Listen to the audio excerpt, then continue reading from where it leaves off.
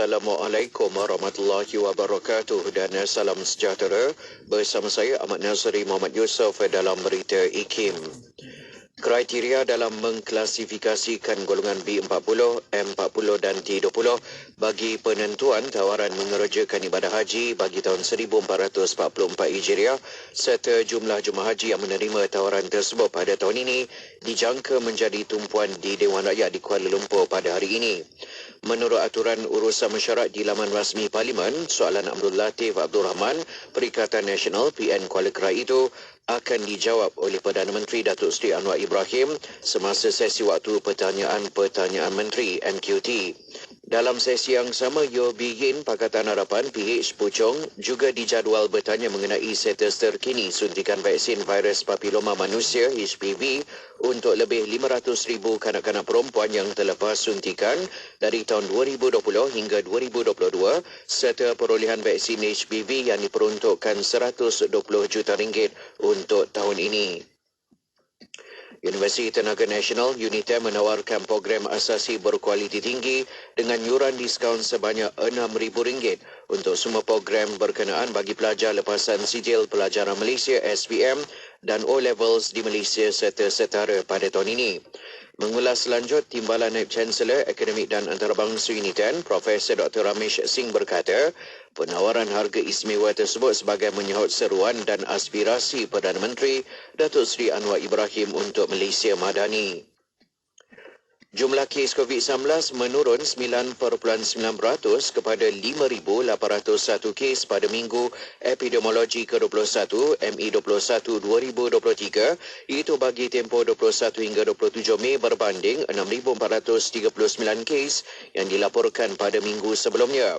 Menteri Kesihatan Dr. Zaliha Mustafa berkata kadar kemasukan pesakit COVID-19 termasuk yang disyaki dijangkiti ke kemudahan kesihatan awam menurun daripada 5.8 kepada 5.3 bagi setiap 100,000 penduduk pada ME21 2023 berbanding ME20 2023 itu bagi tempoh 14 hingga 20 Mei. Sekian sahaja berita IKIM untuk edisi 10 pagi ini. Assalamualaikum warahmatullahi wabarakatuh dan teruskan kesetiaan anda bersama IKIM, Inspirasi Inforia Islami. Laporan berita tadi dari sumber bernama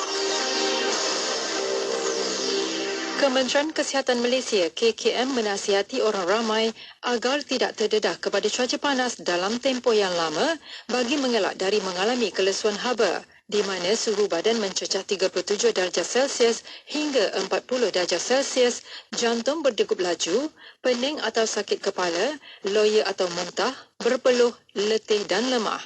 Juga mengelakkan daripada strok haba iaitu suhu badan melebihi 40 darjah Celsius, fungsi otak terjejas, percakapan tidak jelas, hilang fokus atau mengalami kekeliruan, koma, sawan dan tidak berpeluh. Segera dapatkan rawatan di fasiliti kesihatan jika tidak sihat. Pesanan ini dibawakan oleh Kementerian Komunikasi dan Digital KKD. Kapsul Masa.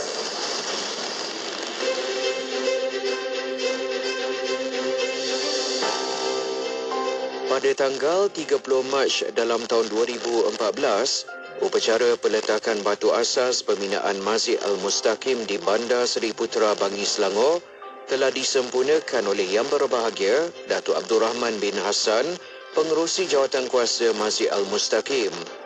Masjid ini dibangunkan dengan konsep geometri Islam dan mampu memuatkan kira-kira sejumlah 5,000 jemaah pada satu-satu masa.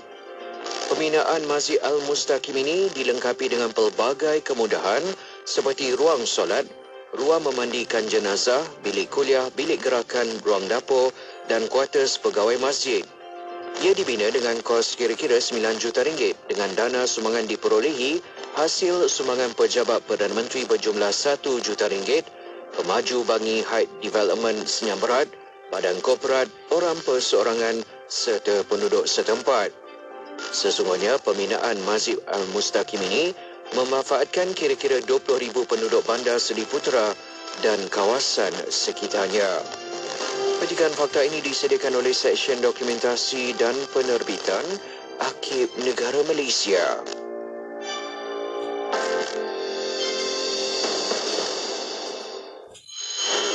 Tawau 1 100.7 FM. Bismillahirrahmanirrahim. Bismillahirsyafii. Bismillahirkafi. Bismillahirmuafi. Bismillahilladzi la yadurru ma'asmihi syai'un fil ardh ولا في السماء وهو السميع العليم بسم الله الرحمن الرحيم بسم الله الشافي بسم الله الكافي بسم الله المعافي بسم الله الذي لا يضر مع اسمه شيء في الأرض ولا في السماء وهو السميع العليم بسم الله الرحمن الرحيم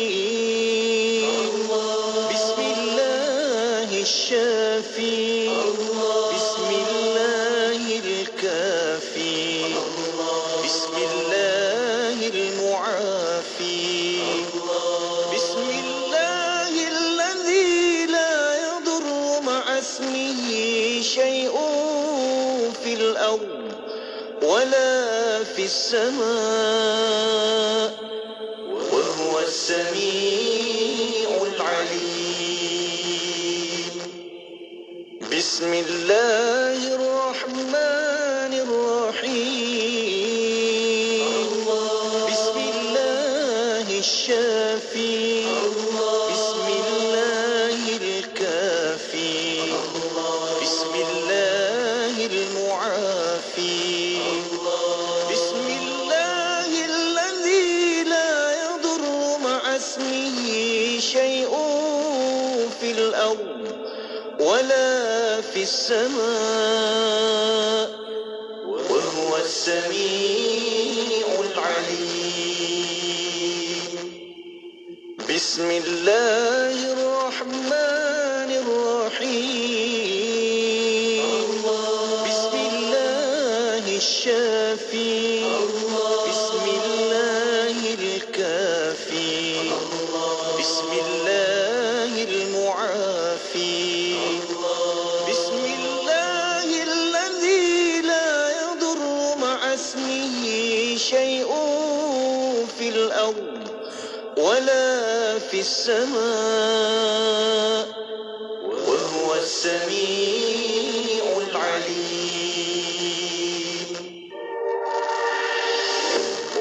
Sajian rancangan terbaik dengan pelbagai pengisian maklumat ilmiah yang bermanfaat seperti Persona Nizara, Syara & Ikim, Syariah dan Perundangan, Emas & Ikim, Kevin Bertanya, Islam dan Sains, Tahsinul Ibadah, Resolusi, Tarbiyah, Tadabbur dan Bacaan Surah Al-Kahfi. Bersama Syafiq Saleh, hanya di Ikim, Inspirasi Inforia Islami. Selami ilmu untuk kehidupan kita seharian bersama Syafiq Saleh di Aspirasi 10.1. IKIM, Inspirasi Inforia Islami. Radio IKIM Inspirasi Inforia Islami. Assalamualaikum warahmatullahi wabarakatuh. Alhamdulillahirrabbilalamin. Wassalatu wassalamu ala ashrafil anbiya wal mursalin. Wa ala alihi wa sahbihi ajma'in. Allahumma salli ala Sayyidina Muhammad wa ala alihi wa sahbihi wa barik wa salim. Selamat pagi kepada anda. Saya Syafiq. Terus nak buka tirai untuk Aspirasi 10.1. Bagi edisi hari ini, hari Khamis pagi 8 Jun 19 Zulqaidah 1444 Hijriah. Semoga pagi ini pagi yang menyinari hati jiwa kita untuk lakukan apa sahaja kebaikan. Okey. Terima kasih tim Warna Pagi Faiz dan juga Pian yang dapat temankan anda untuk Warna Pagi IKIM. Saya nak teruskan lagi untuk siaran kita sehingga jam 1 tengah hari nanti, dan jam 10.15 pagi ini kita ada rancangan Tahsinul Ibadah mendengarkan perkongsian dan juga bicara berkaitan dengan ibadah-ibadah kita, macam mana nak cantik-cantikkan lagi ibadah kita ni kan. Jom sama-sama kita dengarkan seketika lagi. Okey, kalau hari ni ada sahabat-sahabat kita yang berkongsi katanya akan keluar result SPM. Ibu-ibu yang berdebur katanya. Apa pun jua, kita terima seadanya dan doakan yang terbaik untuk anak-anak kita, adik-adik pelajar kita.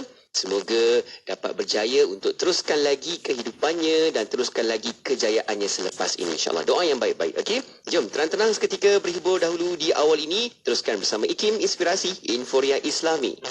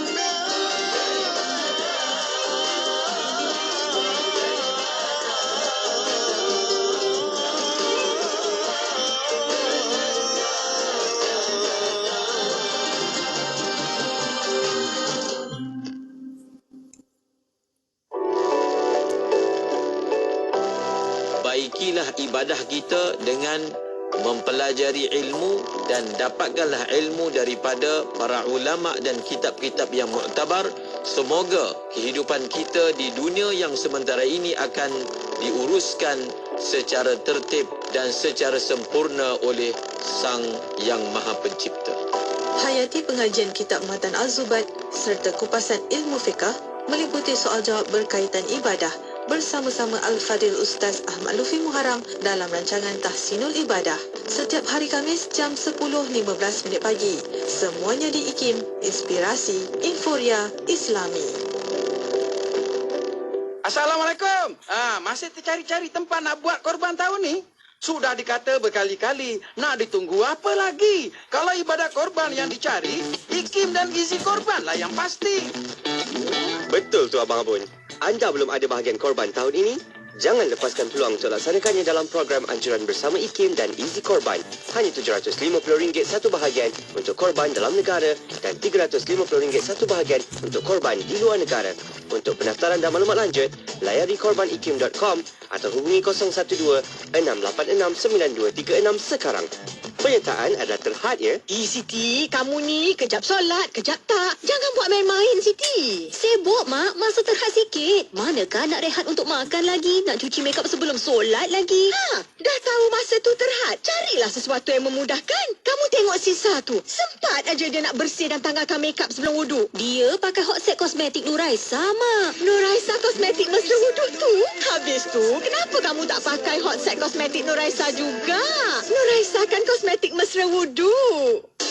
Negeri Sembilan 102.7. Ikuti perkembangan terkini Radio IKIM di Instagram. Anda boleh type ikim.my dan follow. Jangan lupa untuk pasang notifikasi supaya tidak terlepas cerita terbaru Radio IKIM. IKIM, Inspirasi Inforia Islami. Semestinya di IKIM Inspirasi Inforia Islami. Assalamualaikum warahmatullahi wabarakatuh. Selamat pagi sekali lagi kepada anda. Syukur, Alhamdulillah. Kita buka tirai pertemuan di awal ini membawakan rancangan Tahsinul Ibadah. Ini jadual kita di setiap hari Khamis pagi. Jadi sama-sama kita nak dengarkan lagi, dapatkan intipati pengisian menerusi rancangan ini. Dan anda boleh tonton sekarang juga di YouTube IKIM Media, juga di Facebook IKIM FM. Sebab kita nak sama-sama berinteraksi, like, komen, share banyak-banyak untuk manfaat kita sama-sama. Okey? Dan menerusi rancangan ini, kita nak bersama-sama lagi dengan tetamu kita yang dah pun berada di talian ketika ini, mengalu-alukan kehadiran Al-Fadil Ustaz Ahmad Lufi Muharram yang dah pun ada di sini. Assalamualaikum Ustaz. Waalaikumsalam warahmatullahi wabarakatuh. Alhamdulillah, apa khabar Ustaz? Alhamdulillah. Syukur Ustaz. Sihat. Baik, syukur. Terima kasih Ustaz sudi lagi ruangkan masa bersama kita di Radio IKIM. Dan kita nak teruskan lagi Ustaz bincang-bincang kita ni. Sebab dalam rancangan Tahsinul Ibadah, pasti kita nak bincang-bincang tentang ilmu fiqahnya, ilmu ibadahnya kat sini. Untuk tahu lagi apa yang kita nak susunkan amal kebaikan, amal ibadah kita dengan sebaik mungkin. Dan untuk itu Ustaz, kita nak teruskan lagi bual bicara kita berkaitan tajuk jual beli dalam Islam menerusi rujukan kitab Intisari Matan Al-Zubat. Ustaz, jom kita nak mulakan untuk sesi pertemuan kali ini. Silakan Ustaz. Assalamualaikum warahmatullahi wabarakatuh. Bismillahi wassalatu wassalam ala Rasulillah wa ala alihi wa sahbihi wa man walah. Rabbi syrah li sadri wa yassir li amri wa hlul 'uqdatam min lisani yafqahu qawli wa la hawla wa la quwwata illa billahil aliyyil azim. Amma ba'd. Terima kasih kepada DJ Syafiq. Terima kasih kepada sidang pendengar IKIM yang berterusan istiqamah sama-sama dalam majlis pengajian kitab Matan Safwatiz Zubat. Mudah-mudahan Allah Subhanahu Wa Taala memberkati kita semua pada hari ini dan hari-hari yang berikutnya dalam kehidupan kita. Terus kepada isi perbincangan kita, iaitu pada bait syair 542, fi tahirin muntafa'in bihi qudir taslimuhu milkin lidhil aqdi nuzir. in ayyanahu ma'al mamarri tu'lami aw wasfuhu wa qadru ma fi al-dhimami. Sebahagian daripada bait syair ini telah saya syarahkan berbaki, iaitu pada rangkap yang kedua. Pada perkataannya, in ayyanahu ma'al mamarri tu'lami aw wasfuhu wa qadru ma fi dhimami. Ustaz. Salah satu daripada syarat jual beli adalah nuzir. Nuzir ni maksudnya dia dilihat. Nampak. Ataupun dalam perkataan yang lain, ar-ru'yah, melihatnya. Apabila menjual dengan akad bai', akad jual beli, sesuatu yang tidak dilihat, maka hukumnya tidak sah. Mungkin masih ingat soalan minggu lepas berkaitan dengan mystery box, membeli mystery box. Maka hukumnya tak boleh dan tidak sah kerana pembeli tidak tahu apa isi dalam kotak yang dijual tadi. Kemudian kata pengarang, in ayyanahu ma'al mamarri tu'lami. Sekiranya menentukan ia akan dia. Apa maksud dia? Maksud dia, dalam akad jual beli ini, ia mestilah tertentu. Kalau ada barang di hadapan yang kita nampak, memang nampak, tetapi tidak muayyan. Tidak muayyan ni maksudnya tak tertentu. Contoh, pembeli kata, aku jual kepada kamu salah satu daripada dua baju ini. Begitu lafaz akad dia. Aku jual kepada kamu salah satu daripada dua barang ini. Maka sekiranya lafaz akad berlaku seperti itu, maka jual beli itu tidak sah. Tidak sah kerana apa? Kerana tidak ditentukan daripada dua barang, adakah A yang akan dijual ataupun B yang akan dijual. Perlu ditentukan A ataupun B. Tetapi kalau penjual kata, aku jual kepada kamu salah satu daripada dua basikal ini, masih lagi pada peringkat ardun. Ardun ni maksudnya menawarkan. Belum lagi buat akad. Aku ada dua buah basikal ni, aku jual kepada kamu salah satu. Maknanya kamu boleh pilih salah satu dan beli. Lalu pembeli dia pilih basikal merah dan dibuat akad. Itu tak ada masalah. Yang kita maksudkan bermasalah ini, kalaulah lafaz akad itu dia mati atas ibarat tadi, atas ungkapan tadi. Aku jual kepada kamu salah satu daripada dua barang ini, kemudian full stop. Tidak ditentukan, tidak berlaku penentuan, ta'yin selepas itu, maka hukumnya adalah tidak sah. In ayyanahu ma'al mamarri tu'lami. Ma'al mamarri tu'lami ini adalah merujuk kepada kalau seseorang dia jual bangunan, ataupun dia jual tanah. Kita jual bangunan, kita jual tanah. Tidak sah satu orang dia jual bangunan, dia jual tanah, tetapi dalam masa yang sama dia tidak jual bersama dengan itu jalan, laluan yang menyampaikan kepada rumah tu. Dia kata aku jual tanah aja, tapi jalan yang nak sampai kat tanah tu aku tak jual. Ataupun dia menjual satu bangunan, dia menjual sebidang tanah, yang mana sebidang tanah itu tidak ada laluan yang boleh sampai kepadanya. Tidak ada laluan yang boleh sampai kepadanya, maka hukum jual beli ini tidak sah. Kenapa tidak sah? Kerana cacat padanya syarat mampu serah. Syarat mampu dimanfaatkan.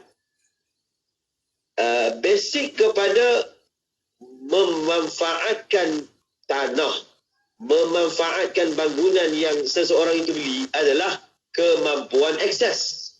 Kemampuan akses. Boleh akses masuk pergi ke sana.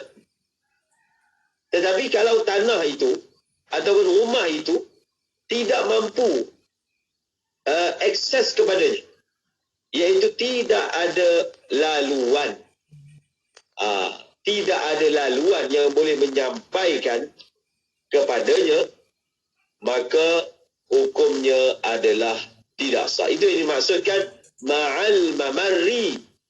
Sekiranya dia menentukan barang jualan itu bersama dengan laluannya. Bersama dengan laluannya. Dalam kitab Fathul Rahman, syarah kepada Safatul Zubat, beliau memberi beberapa situasi. Beliau menyatakan, kalaulah seseorang dia jual satu bangunan, yang mana bangunan itu dilingkungi oleh tanah milik dia. Maksudnya bangunan dan tanah sekeliling itu, jalan-jalan sekeliling bangunan itu pun penjual punya. Maka ketika dia menjual bangunan itu, dia kata, aku jual kepada kamu bangunan ini dan kamu mempunyai hak untuk akses kepada bangunan ini melalui salah satu daripada laluan yang menyampaikan kepadanya. Tetapi dia tak tentukan.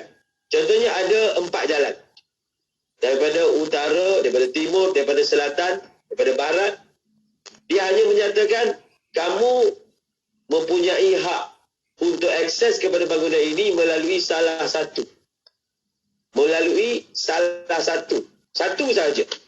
Tetapi tidak ditentukan.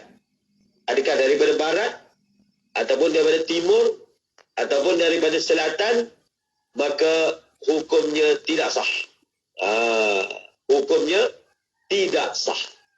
Perlu ditentukan, perlu dinyatakan daripada arah mana yang merupakan hak kepada pembeli itu untuk guna jalan itu masuk kepada premis yang dia baru beli ini. Dia baru beli ini. Jadi ini nampak tak? Kalau menjual bangunan, menjual tanah yang memang tak ada langsung jalan akses kepadanya, maka tidak sah. Ataupun mempunyai jalan akses kepadanya, tetapi tidak dinyatakan secara sarih, tidak dinyatakan secara jelas, tidak dinyatakan secara terperinci laluan manakah yang dijual sekali, hak laluan manakah yang dijual sekali dengan tanah, yang dijual sekali dengan premis tersebut. Kemudian berkaitan dengan masalah kita menjual tanah. Ada keadaan yang mana menjual tanah itu secara isya'ah. Apa maksud menjual secara isya'ah? Menjual secara isya'ah ni maksudnya adalah, contohnya ada tanah 1 ekar.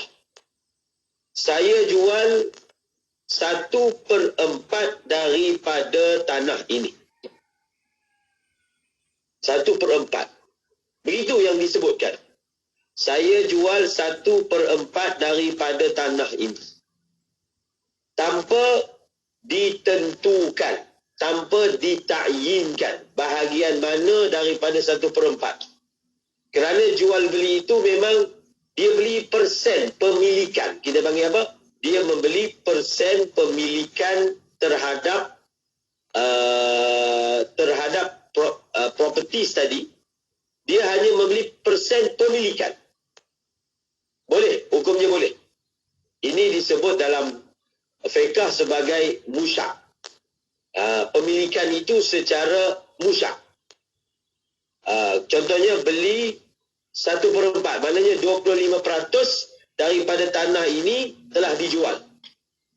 Dan pemilik hanya berbaki dalam milik dia 75% sahaja.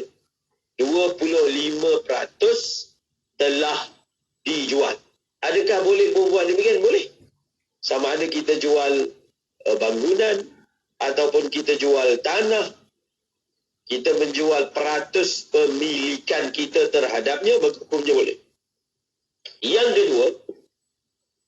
kedua, cara menjual tanah itu adalah pembeli mahukan bahagian yang tertentu.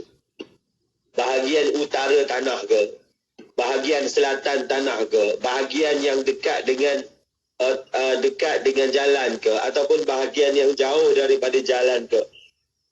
Lot nombor berapa? Jadi kalaulah jual beli itu adalah dengan maksud pembeli ingin memiliki tanah itu secara tertentu, spesifik tempat. Dia nak beli lot nombor 32 contohnya.